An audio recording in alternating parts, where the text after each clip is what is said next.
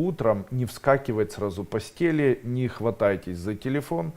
В случае, если у вас храп и вы не можете и очень сильно храпите, то можно перед самым сном 10 капель валерьянки на стакан водички и 10 капель жасминового ароматического масла или неролевого, или чайного дерева, или любого другого.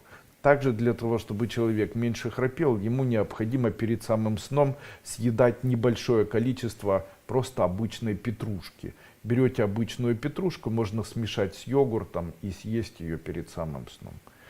Есть очень хорошая система, она называется СИПАП-система. Вот эта СИПАП-система — это компрессор, через который подается воздух, который увлажняется и подогревается в маску, в которой человек спит. Так вот, применяя при храпе СИПАП-систему, храп это не так страшно, апноэ ночное это страшно. И на сегодняшний день есть ряд исследований, которые утверждают, что как раз ночное апноэ является причиной в дальнейшем появления ишемического инсульта, инфаркта миокарда и даже геморрагического инсульта. И для того, чтобы это не формировалось в вашей жизни, легче купить вот такую СИПАП-систему. Они есть бэушные, можно приобрести за недорого и использовать. Перед сном наливается водичка, одевается маска, закрывается рот, человек начинает дышать через нос, рот не открывается больше на протяжении ночи, и человек, естественно, не храпит.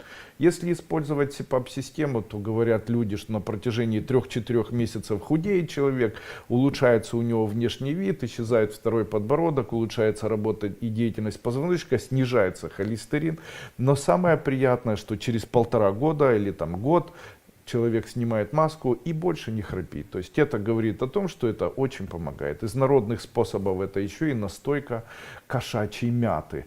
То есть берется настойка кошачьей мяты, 10-15 капель на ватку, человек перед сном дышит такой ваткой, а также там, до 10 капель в водичку и выпивает. Вот такая настойка кошачьей мяты способна помочь человеку избавиться от храпа и снизить холестерин.